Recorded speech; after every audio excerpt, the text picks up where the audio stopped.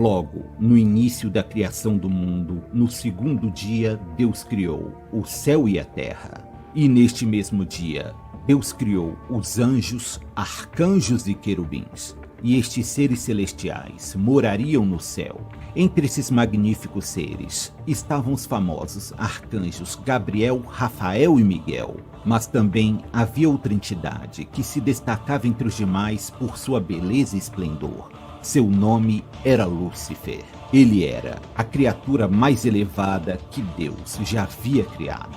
Mas apesar de ter tantas qualidades, ou talvez justamente por tê-las, Lúcifer foi tomado pela soberba, que é o vício que leva à arrogância, à vaidade e ao orgulho desmedido. A soberba está incluída na lista dos 7 pecados capitais. O orgulhoso Lúcifer se considerava tão perfeito que decidiu criar um trono para si, e este trono ficaria até mesmo acima de Deus. Para concretizar seu plano, o anjo maligno convenceu por meio da mentira que outros anjos se reunissem à sua volta. E assim, o pai da mentira passou a ter ao seu lado 1/3 dos seres angelicais que habitavam os céus. Juntos, eles iniciaram uma batalha pela tomada do céu, mas Lúcifer se depararia com um inimigo formidável. Este era o arcanjo Miguel, que comandou a milícia celeste composta pelos anjos leais a Deus. Para enfrentar os anjos do Senhor, Lúcifer se transformou em um poderoso dragão e duelou contra Miguel, que portava uma espada flamejante. Apesar de todo o seu poder, o dragão não foi páreo para Miguel, pois este tinha Deus ao seu lado. Lúcifer e seus anjos malignos foram expulsos do céu. Estes anjos caíram em direção à terra e foram condenados ao inferno. Mas Lúcifer recebeu um castigo ainda maior. Ele, que era o mais belo dos anjos, foi transformado no hediondo Satanás. Lúcifer e seus anjos caídos passaram a habitar o inferno. Mas mesmo derrotado, Satã ainda desejava se vingar do Criador e decide atacar sua maior criação, que era o homem, aquele que havia sido criado à imagem e semelhança de Deus. Satanás, em forma de serpente, adentra o jardim do Éden e convence a ingênua Eva a provar do fruto proibido. E por meio de sua língua enganadora, Lúcifer foi responsável pelo pecado original, que fez com que Adão e Eva fossem expulsos do paraíso.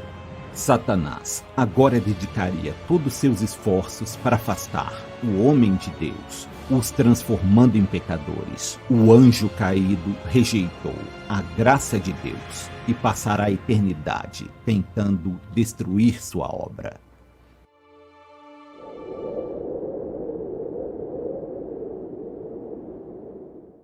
Todos já ouvimos falar de Adão e Eva, que, conforme a Bíblia, foi o primeiro casal de seres humanos criados por Deus. Mas existe um antigo mito judaico que contesta a versão de que Eva seria a primeira esposa de Adão.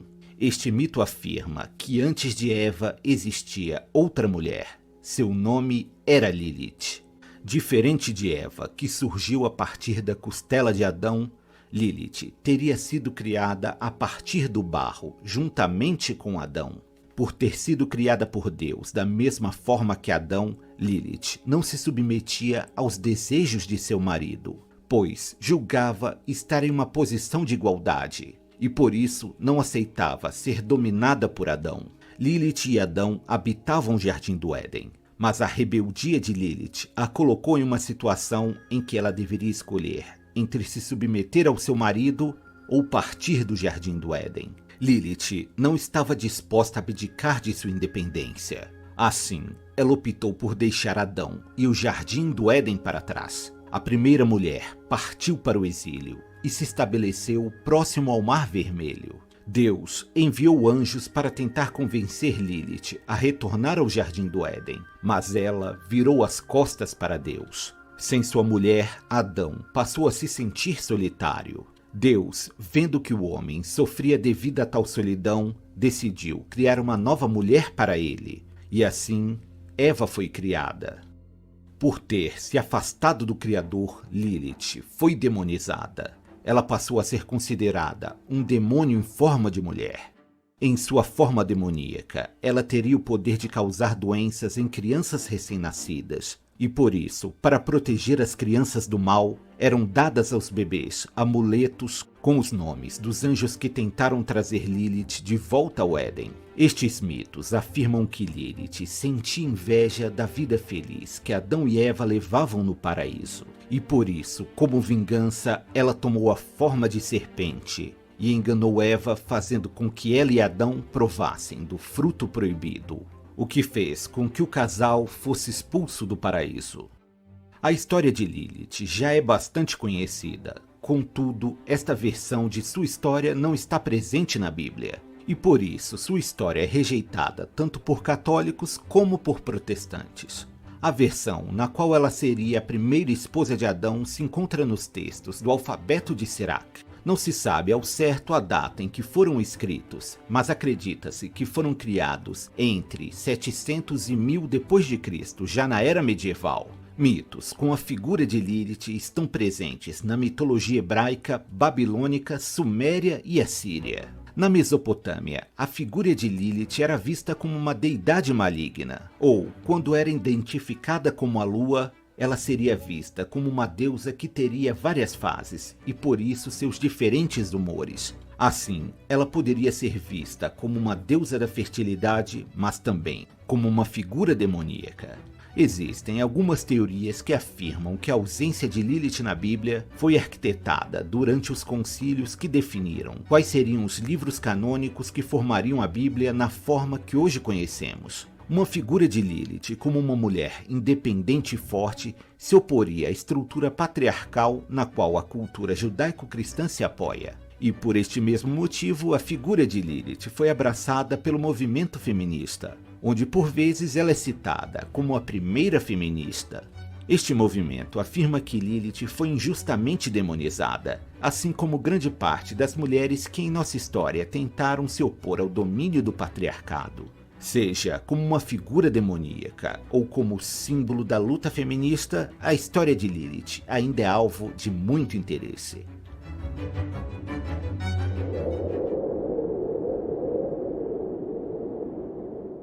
Está profetizado na Bíblia que quando o fim dos tempos se aproximar, uma figura sinistra irá emergir.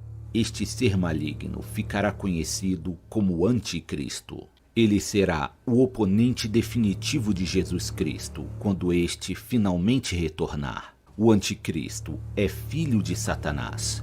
E assim como Cristo, ele virá ao mundo a partir do ventre de uma mulher. Este ser, meio homem e meio demônio, irá se disfarçar entre os homens à espera do juízo final. No início, será difícil reconhecer o filho do demônio, pois ele não dará nenhum indício de sua origem, e menos ainda de suas intenções. Sua força se tornará ainda maior quanto menos os homens acreditarem nas forças de Satanás. Pois enquanto Deus diz no Êxodos, eu sou aquele que sou, o Anticristo diz, eu sou aquele que não sou. Procurar pelo Anticristo entre os homens, buscando por sinais de maldade, será uma busca infrutífera, pois o filho de Satanás será capaz de realizar os maiores atos de benevolência apenas para disfarçar seu objetivo final, que é destruir a obra do Criador. O Anticristo usará de sua influência crescente para convencer os homens de que não existe o reino de Deus e que o único mundo que existe é este em que vivemos. Negando a existência do céu, ele convencerá os que não têm uma fé genuína no Criador de que o inferno também não existe. E assim, o homem, sem temer o inferno, se tornará alvo fácil das tentações do diabo.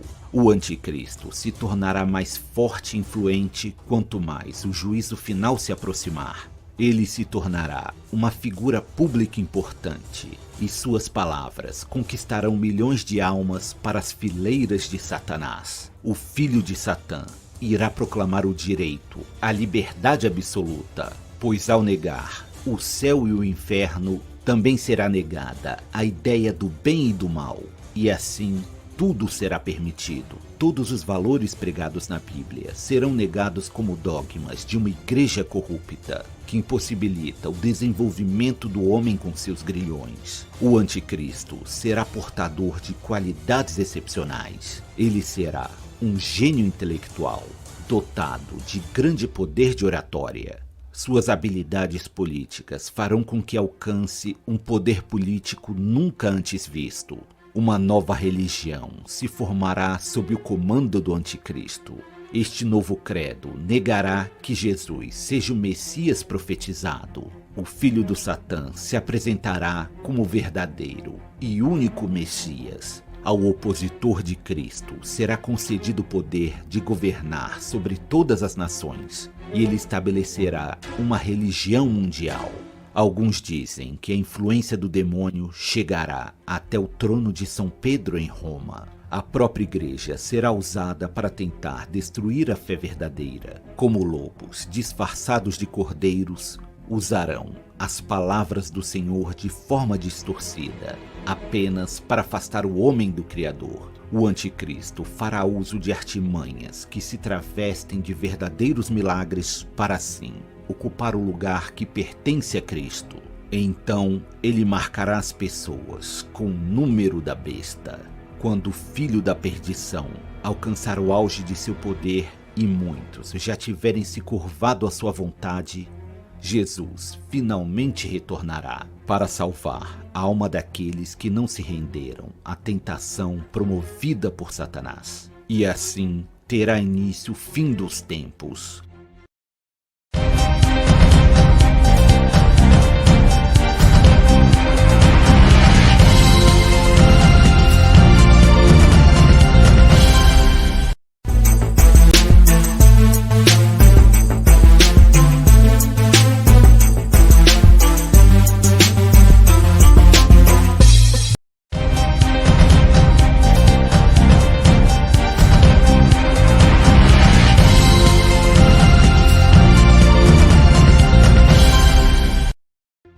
O título de anticristo já foi empregado a diversas figuras históricas, como Nero, Napoleão, Hitler, entre outros. Já Lutero, um dos líderes da Reforma Protestante, indignado com os rumos tomados pela Igreja Católica, proferiu que o Papa trabalha contra Cristo, o que faria dele um anticristo. Tal afirmação ainda ecoa entre alguns seguidores das doutrinas protestantes, que acreditam que o anticristo surgirá a partir dos sucessores de São Pedro. O termo anticristo se vulgarizou, passando a ser usado para apontar todos aqueles que negam a divindade de Jesus, como os ateus, os judeus, muçulmanos e etc. Mas conforme a tradição, o verdadeiro anticristo surgirá de onde menos se espera, e quando sua verdadeira identidade for revelada, já será tarde demais.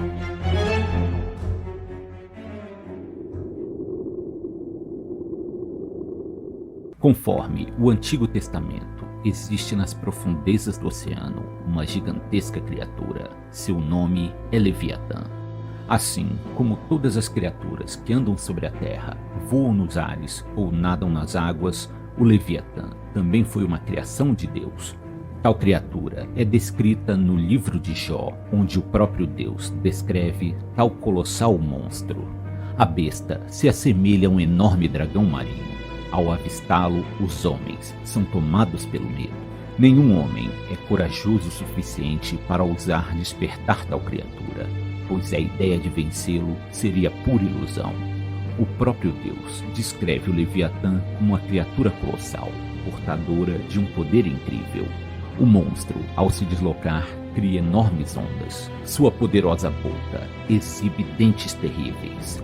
Suas costas são protegidas por escamas em formas de escudo, tão unidas que nem o ar pode passar entre elas. O Leviatã tem um poderoso sopro que atira lampejos de luz.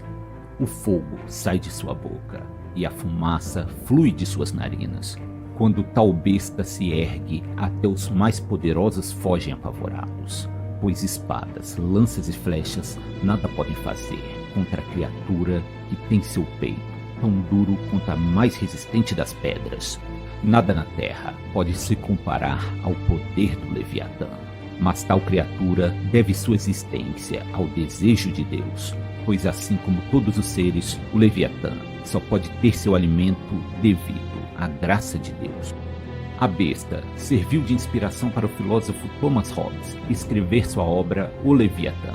De acordo com Hobbes, quando o homem se encontra em seu estado de natureza, onde não existe a presença das leis, eles tenderiam a uma luta de todos contra todos, e o homem seria o lobo do homem. Para eliminar este estado de anarquia, é necessário que exista um pacto social, onde todos abrem mão de parte de sua soberania em nome de uma figura que tem o poder absoluto. Esta figura, que teria autoridade sobre os homens, seria o Estado, que devido ao seu poder frente aos homens, Hobbes o compara com o gigantesco monstro bíblico, conhecido como Leviatã.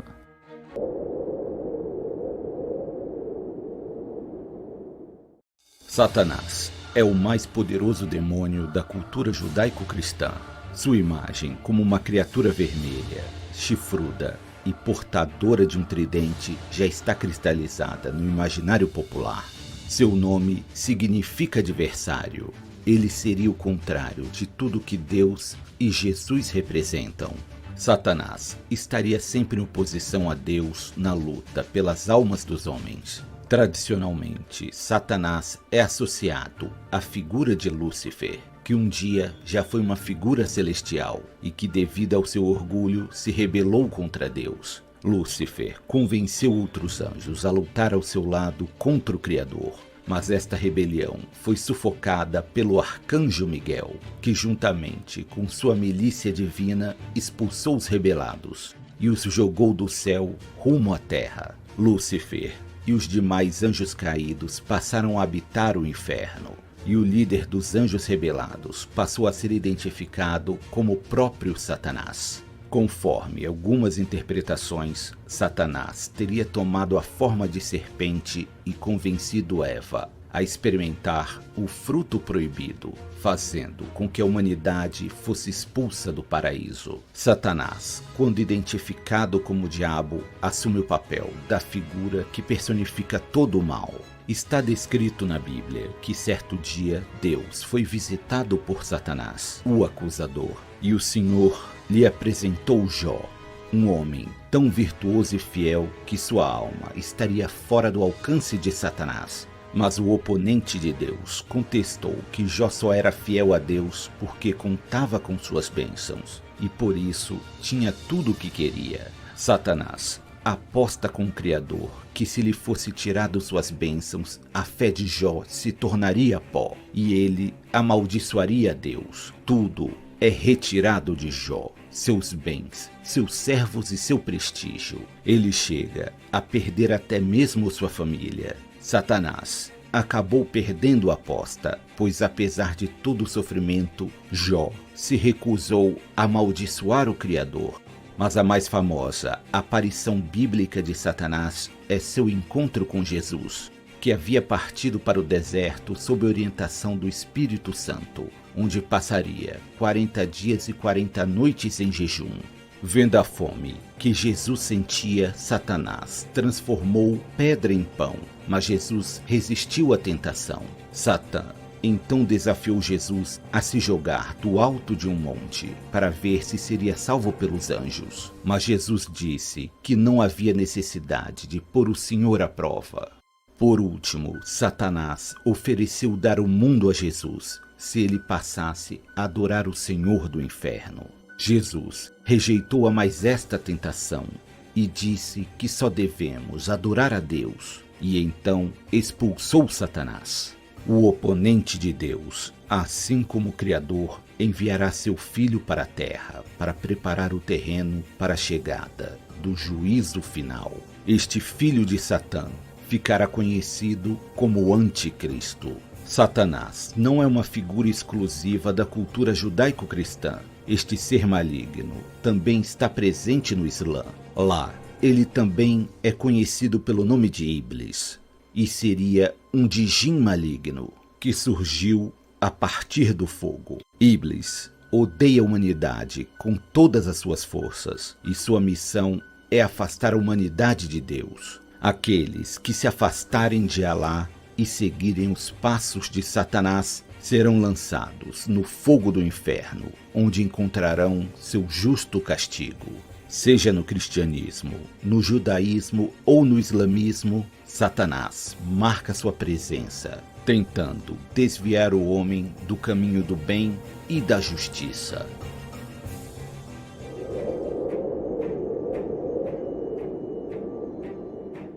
O inferno é certamente um lugar assustador, um lugar de dor e sofrimento. Lá, os condenados estão destinados a um sofrimento eterno.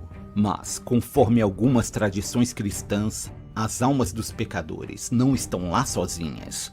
Eles estão em companhia das mais sinistras criaturas, que se convencionou chamá-las de demônios. Mas entre estes demônios, 7 deles se destacam. Eles ficariam conhecidos como os 7 príncipes do inferno. Estes demônios estão relacionados a cada um dos 7 pecados capitais.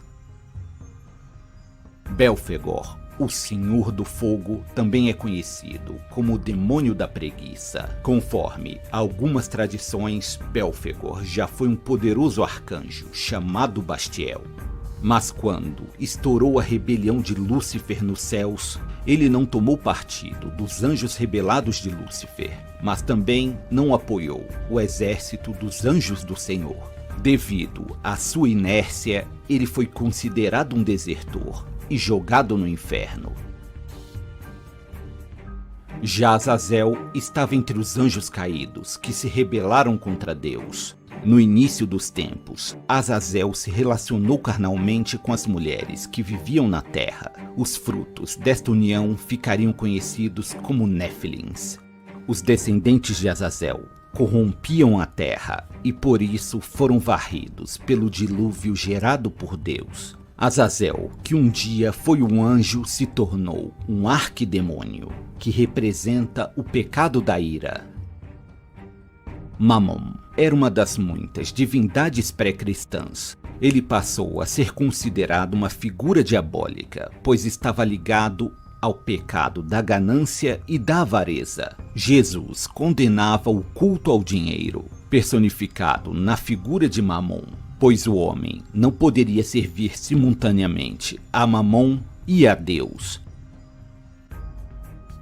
Beelzebu está ligada à figura de Baal, um antigo deus semítico da fertilidade, e Zebud, o deus das moscas. E esta fusão deu origem à figura de Beelzebub, o demônio das pestilências. Ele é tido como um dos mais poderosos demônios, apenas atrás de Lúcifer. Sua fome insaciável faz dele um devorador implacável. As pragas geradas pelo demônio devoravam tudo em seu caminho, e por isso ele está ligado ao pecado da gula. Asmodeus também é um poderoso demônio infernal. Sua origem remonta ao homem mais impuro que já existiu. Ele era o rei de Sodoma, a cidade do pecado. Asmodeus guiou os habitantes de Sodoma rumo à depravação, e por isso a cidade sofreu com a ira de Deus e foi arrasada. Asmodeus, o mais corrompido dos homens, ao chegar ao inferno, foi elevado à condição de demônio, e por sua lascívia foi relacionado ao pecado da luxúria. Leviatã é uma terrível criatura que habita as profundezas do Mediterrâneo. Seu enorme poder desperta o temor no coração dos homens. A descrição de tal criatura se encontra no livro de Jó, e tal relato a descreve como algo similar a um dragão aquático. O colossal demônio marinho está relacionado ao pecado da inveja. O último, e certamente o mais importante de todos os príncipes infernais, é Lúcifer, o líder dos anjos que se rebelaram contra Deus. Lúcifer era o mais belo de todos os seres celestiais, e por ter tantas qualidades foi tomado pelo pecado da soberba. Sua vaidade e seu orgulho desmedido o levou a se achar igual a Deus, e por isso ele liderou uma rebelião contra seu Criador. Os demônios foram derrotados pelas forças angelicais, lideradas pelo arcanjo Miguel, e os revoltosos foram expulsos do céu e jogados no inferno. Nas profundezas do inferno, Lúcifer e os demais príncipes infernais trabalham para corromper a obra de Deus. Estes demônios aguardam a chegada dos dias que precedem o retorno de Cristo, quando eles tomarão a terra por meio do anticristo e combaterão novamente as forças do Criador.